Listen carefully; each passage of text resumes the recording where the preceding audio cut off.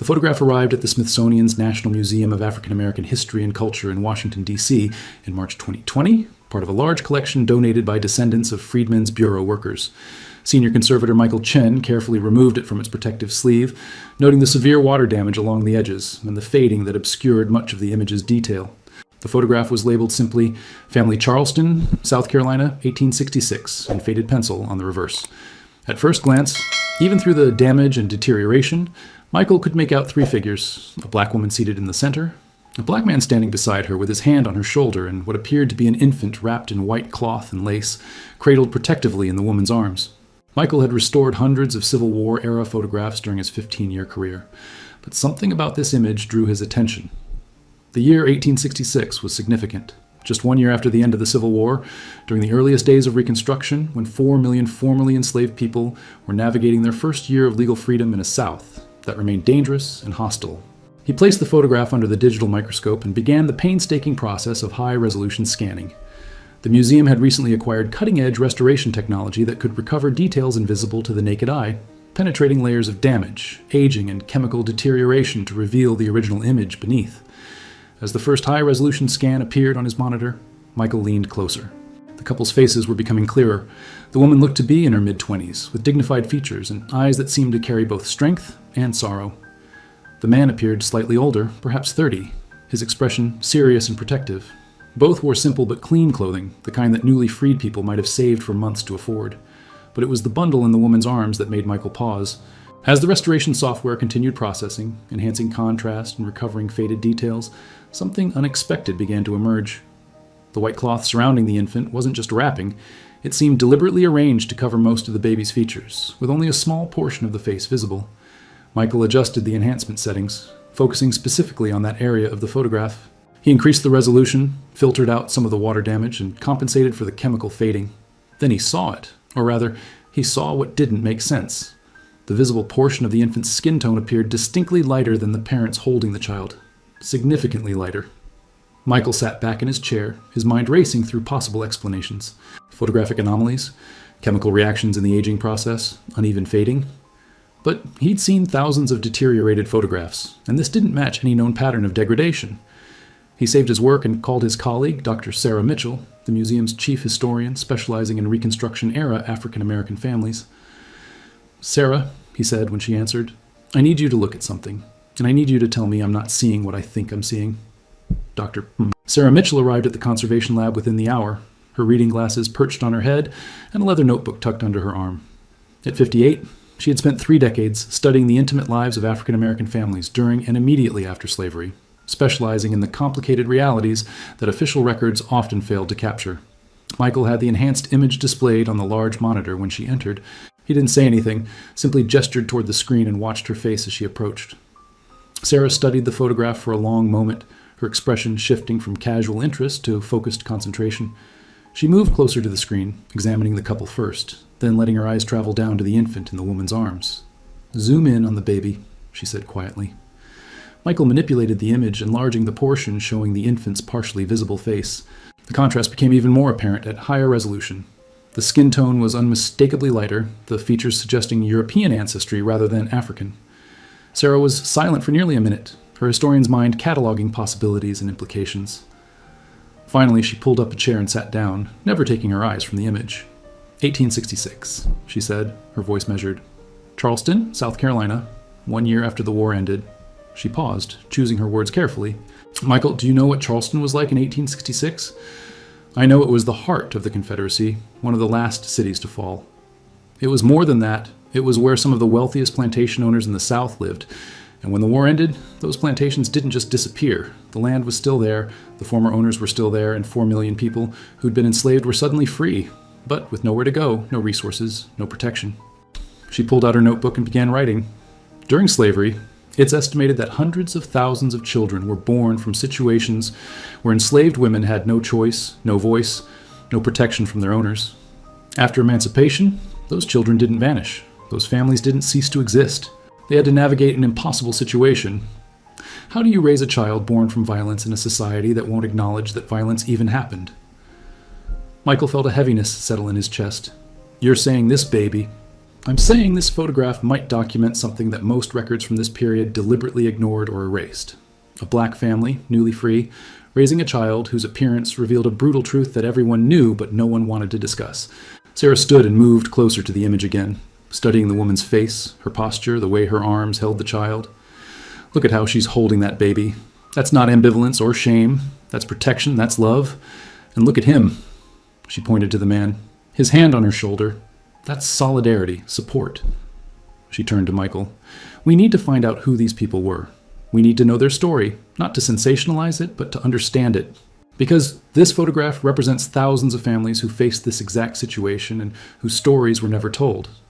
Michael nodded slowly. Where do we start? Charleston, 1866. We start with Freedmen's Bureau records, church registries, birth records, if any exist. We look for families registered in that year with children whose parentage might have been complicated. And we handle this carefully, Michael. This isn't just historical curiosity. This is someone's family, someone's ancestor. There are likely descendants alive today who may or may not know this part of their history. She pulled out her phone. I'm calling Dr. Robert Hayes at the College of Charleston. He's done extensive research on Reconstruction-era families in the Low Country. If anyone has leads on where to find these records, it's him. As Sarah made the call, Michael looked again at the photograph, seeing it now not as a conservation project, but as a window into one of the most painful and complex aspects of American history, the aftermath of slavery, when freedom came with questions that had no easy answers, and families had to define themselves in a world that wanted to pretend their circumstances didn't exist. Doctor? Robert Hayes drove up from Charleston 3 days later, bringing with him 2 large boxes of photocopied documents from the Freedmen's Bureau archives, local church records, and personal papers he'd collected over 20 years of research. A tall man in his 60s with silver hair and gentle eyes, he spread the materials across the museum's research table with practiced efficiency. 1866. Charleston, he began, pulling out a ledger. The Freedmen's Bureau was overwhelmed. They were trying to register thousands of formerly enslaved people, document marriages that had never been legally recognized, record births, establish schools. The records are incomplete, sometimes contradictory, but they're all we have. He opened the ledger to a marked page. I searched for families registered in Charleston in 1866, with unusual circumstances noted. The Bureau workers were often northern whites who didn't understand or want to acknowledge the complexities they were seeing. But sometimes they left clues, hesitations in the records, marginal notes, unexplained details. Sarah leaned forward as Robert pointed to an entry dated July 1866. Thomas and Catherine, married by Bureau authority, June 1866. One child, infant, age not recorded. Look at this notation in the margin, Robert continued, indicating faint pencil marks. It says special circumstances, and then it's crossed out. That phrase appears in only a handful of records, usually when the registrar encountered something they didn't know how to document officially. Michael photographed the page. Is there an address? Any indication of where they lived? Robert pulled out a map of Charleston from 1866, hand-drawn and annotated. Based on cross-referencing multiple records, I believe they lived in an area called Hampstead, north of the city center. It was one of several settlements where formerly enslaved people were trying to establish independent communities. The land was poor, resources were scarce, but it was theirs. He unfolded another document, a letter written by a Freedmen's Bureau teacher named Miss Elizabeth Warren to her family in Massachusetts, dated August 1866. Sarah began reading aloud. The situations I encounter here challenge every notion of propriety I was raised with. Today I met a young couple, Thomas and Catherine, who have taken on the care of an infant whose circumstances of birth are a testament to the cruelties these people endured. The child's appearance makes those circumstances apparent to anyone who looks, yet Thomas speaks of the baby with such tenderness, calling him our son without hesitation. Catherine holds the child as fiercely as any mother I have seen. They asked me to teach them to read, so they might record their family's story for the child when he grows older. I was moved to tears by their dignity in the face of circumstances no family should have to navigate. The room fell silent. Sarah carefully set down the letter, her hands trembling slightly. This has to be them. The timing matches, the location matches, and the description matches what we see in the photograph. Robert nodded. There's more. I found a notation in a local church registry. St. Stephen's African Methodist Episcopal Church, established in 1866. It lists a baptism in September of that year. Child of Thomas and Catherine, name recorded as Samuel. There's a note that the reverend performing the baptism was Reverend Elijah Martin, himself a formerly enslaved person who'd become a minister. Samuel, Michael repeated softly, looking at the infant in the photograph. He had a name. With Thomas, Catherine, and Samuel identified, The research team began searching for more information about their individual histories. Dr. Hayes returned to Charleston and spent 2 weeks in various archives, piecing together fragments from plantation records, sale documents, and testimonies recorded by Freedmen's Bureau workers. What emerged was Catherine's story, or as much of it as could be recovered from records designed to reduce human beings to property. She had been born around 1841 on Whitfield Plantation, 20 miles inland from Charleston. The plantation records listed her only as Catherine, housemaid, with no surname, no parents mentioned, no personal history acknowledged. But Hayes found a notation in the plantation owner's personal correspondence from 1858 that mentioned the housemaid Catherine, who serves in the main residence. Working in the main house, rather than in the fields, meant Catherine would have been in constant proximity to the plantation owner and his family. For enslaved women, this proximity was often more dangerous than field work, offering no protection and no escape. Hayes discovered that Whitfield Plantation's owner, Jonathan Whitfield, had died in 1864 during the final year of the war. His property, including the enslaved people, had been divided among creditors and distant relatives. The records didn't show what happened to Catherine immediately after, but given that she appeared in Charleston Freedmen's Bureau records in June 1866, she had likely walked away from the plantation as soon as news of emancipation reached the area. Sarah found a brief testimony Catherine had given to a Freedmen's Bureau worker in July 1866, recorded in bureaucratic shorthand. Came to Charleston seeking work. Has infant born March 1866. Wishes to marry Thomas, freedman from Colleton County. Requests legal recognition of marriage. The dates told a painful story. If Samuel had been born in March 1866, he would have been conceived in June 1865, just weeks after the war ended, but while Catherine was likely still trapped on or near Whitfield Plantation, with nowhere to go and no one to protect her. She was free legally, Sarah explained to the research team, but freedom without resources, without protection, without any system of justice that recognized crimes against black women, that wasn't really freedom. She was still vulnerable to the men who'd once claimed ownership over her body. Thomas's story was easier to trace. Freedmen's Bureau records showed he had been enslaved on a smaller plantation in Colleton County. After emancipation, he'd worked as a laborer on the docks in Charleston, saving money and searching for a way to build a life. How he and Catherine met wasn't recorded, but by June 1866 they had decided to marry and raise Samuel together. Hayes found one more document, a property record from November 1866, showing that Thomas had purchased a small plot of land in Hampstead for $12, an enormous sum for a formerly enslaved person. The notation described it as 1/4 acre with small dwelling. He bought land, Michael said, awe in his voice. 6 months after emancipation, while raising a child that wasn't biologically his, he saved enough to buy property. That's extraordinary, Sarah nodded. And she chose him. She chose to build a family with a man who saw her worth, who saw Samuel's worth. That photograph wasn't accidental. They were documenting themselves as a family, claiming that identity publicly, permanently.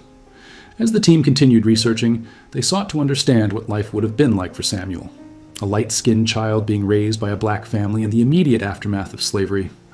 Dr. Mitchell brought in Professor Angela Roberts, a sociologist who specialized in mixed-race identity in 19th century America.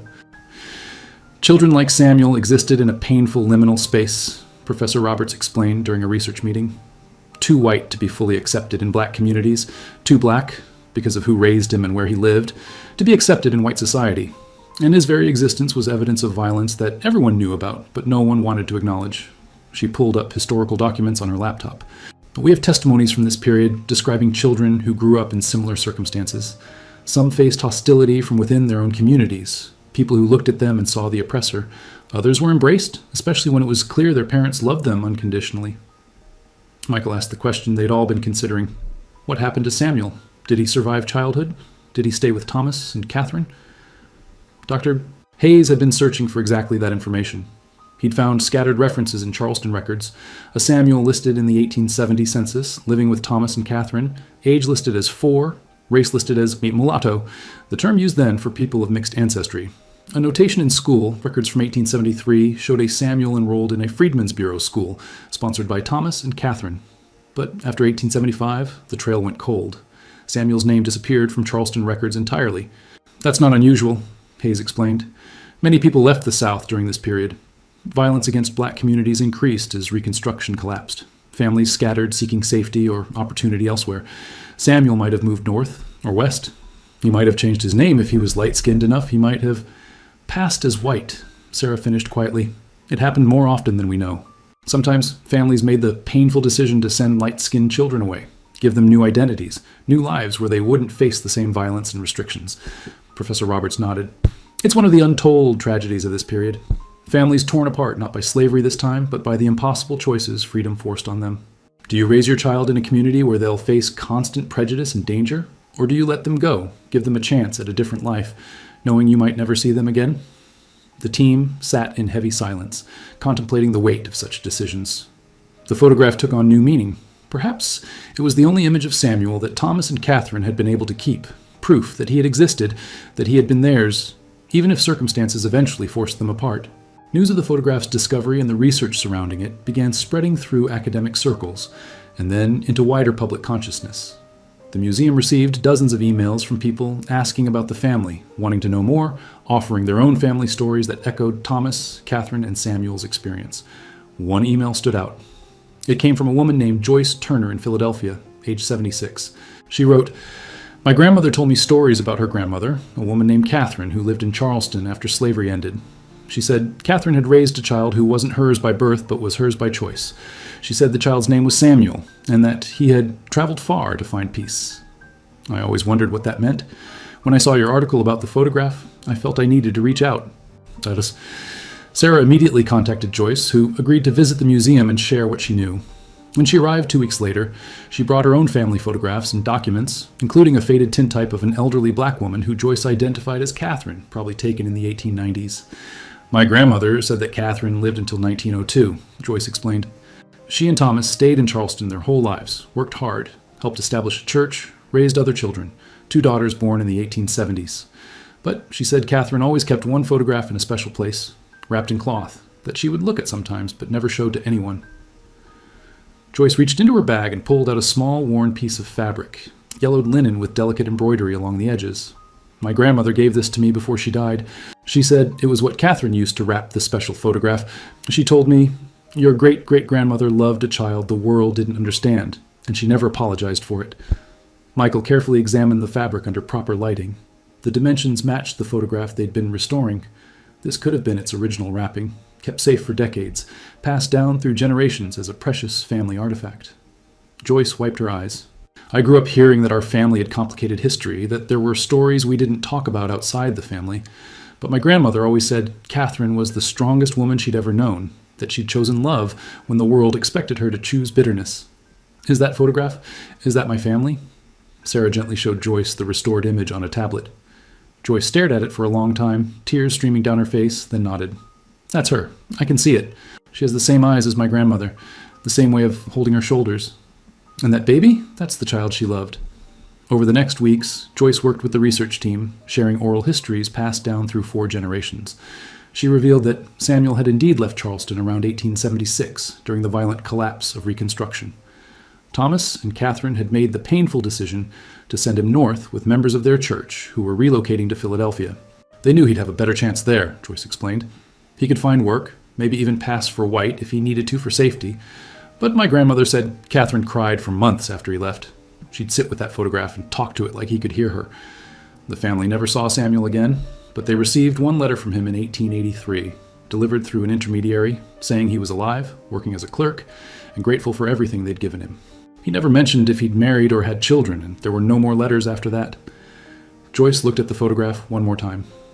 She kept his memory alive. She made sure we knew his story, even when she couldn't speak his name publicly. That's love that survives everything.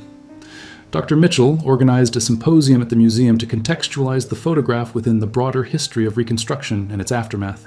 Historians, sociologists, and descendants of Reconstruction-era families gathered to discuss the difficult realities that photographs like this one represented. Professor David Grant from Duke University presented research on mixed-race families in the post-emancipation South. We estimate that tens of thousands of children were born in circumstances similar to Samuel's, children whose existence testified to the sexual violence inherent in slavery. After emancipation, these families had to navigate impossible social terrain. He displayed census data showing the dramatic increase in children listed as mulatto in the late 1860s and 1870s, many living with black families. These weren't abstractions. These were real children who needed homes, love, protection. And despite everything, despite trauma, despite poverty, despite a society that offered them no support, families like Thomas and Catherine stepped forward. Dr. Roberts presented findings on the psychological impact of such circumstances. We must acknowledge the complexity. Catherine didn't choose Samuel's conception, but she chose to be his mother. That distinction matters. She reclaimed agency in a situation designed to deny her any. That's resilience, not resignation. The symposium became emotional when descendants shared family stories. Many revealed that they, too, had light-skinned ancestors born in the 1860s, whose origins had been whispered about but never openly discussed. One woman, Margaret Wilson from Atlanta, stood and spoke through tears. My great-great-grandfather was raised by a black family in South Carolina, but he was light enough to pass. In the 1880s, he moved to Atlanta and lived as a white man. He married a white woman, had children, and none of them knew his true history until my grandmother found letters after he died. We've carried that secret for generations, ashamed of it. But seeing this photograph, understanding what families like Thomas and Catherine did, it changes how I see our story. They loved children like my great-great-grandfather when no one else would. Michael completed the full restoration of the photograph, revealing details that had been invisible for 154 years. The enhanced image showed Catherine's face with heartbreaking clarity. She was younger than they'd initially estimated, probably only 25, with eyes that held both determination and sorrow. Thomas appeared to be in his early 30s, his hand protectively on Catherine's shoulder, his expression serious but gentle. Most significantly, Samuel's face became clearer. He was perhaps 3 or 4 months old in the photograph, and his light skin was undeniable, but so was the tenderness with which Catherine held him, the protective curl of her arms, the way she'd positioned him close to her heart. The restored photograph revealed one more detail that stunned everyone.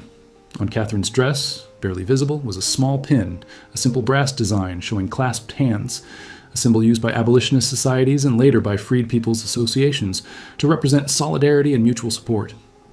She was making a statement, Sarah realized. She wore that pin deliberately for this photograph. She was saying, "This is my family, this is my choice, and I stand with those who believe in solidarity and protection for all our people, including this child."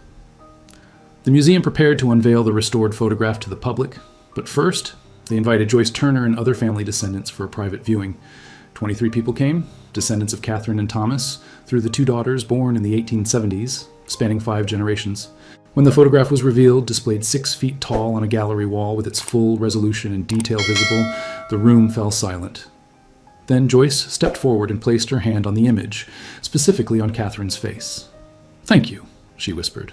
"Thank you for being brave enough to love him. Thank you for giving him a chance." The museum opened its exhibition, Families Forged in Freedom, Reconstruction's Hidden Stories, in January 2021. The photograph of Thomas, Catherine, and Samuel served as the centerpiece, accompanied by detailed historical context, documents, and oral histories that explained the difficult realities of the period. The exhibition didn't shy away from the painful truth of Samuel's conception. It acknowledged the sexual violence endemic to slavery while celebrating the love and choice that defined his upbringing. Wall text explained, "This photograph documents a family built on resilience, choice, and love in the aftermath of unspeakable violence. It challenges us to recognize both the brutality of our history and the extraordinary humanity of those who survived it." Visitors came in the thousands, many visibly moved. Teachers brought students to discuss the complexities of Reconstruction. Families stood before the photograph for long minutes, processing its meaning. The museum installed a comment book where visitors could leave reflections. One entry read, "My own family never talked about the light-skinned relatives in old photographs. Now I understand why the silence and why the silence was wrong. These stories deserve to be told." Another wrote, "Thomas was a father to a child who needed one. That's what matters. That's what love looks like." National media covered the exhibition, sparking broader conversations about mixed-race heritage in African-American families, sexual violence during slavery, and the chosen families that formed in slavery's aftermath. Some coverage was thoughtful and nuanced, some sensationalized. The museum released a statement emphasizing that this was Samuel's story, Catherine's story, Thomas's story, not a curiosity, but a testimony to survival. Joyce Turner gave interviews, speaking carefully but honestly about her family's history. Catherine taught us that love is a choice you make every day, especially when circumstances make that choice difficult. She chose Samuel. Thomas chose both of them. That's our legacy. 1 year after the photograph's unveiling, the museum hosted a commemoration ceremony. Descendants gathered again, joined by historians, community members, and others whose families carried similar stories. A small monument was dedicated at the site in Charleston where Thomas and Catherine's home had once stood, now just an empty lot in the Hampstead neighborhood. The monument featured a bronze plaque with a restored photograph engraved into it, along with an inscription written collaboratively by family descendants. Here lived Thomas and Catherine, who chose love and family when the world offered them neither. Here they raised Samuel and built a life of dignity. May their courage remind us that families are defined not by biology alone, but by the love we choose to give and the children we choose to protect. Dr. Mitchell gave the dedication speech, her voice carrying across the assembled crowd. This photograph teaches us that our history is not simple. It contains violence and love, trauma and resilience, pain and extraordinary grace. Thomas, Catherine, and Samuel's story is not comfortable. It shouldn't be, but it's true, and it matters. She gestured to the descendants standing nearby. These people exist because Catherine chose survival and love, because Thomas chose to be a father when he didn't have to be, because Samuel was raised by people who saw his worth despite circumstances designed to deny it. That's not a story of shame, it's a story of triumph over impossible odds. Joyce Turner placed flowers at the monument's base, joined by her children and grandchildren. Catherine kept that photograph wrapped in cloth for decades, protecting it, protecting Samuel's memory. She wanted us to know this story. She trusted that someday we'd be ready to understand it, to honor it. Today, we prove she was right. As the ceremony concluded, a local children's choir sang hymns that would have been familiar in the African Methodist Episcopal Church where Samuel was baptized. The voices rose in the winter air, a testimony to continuity and survival.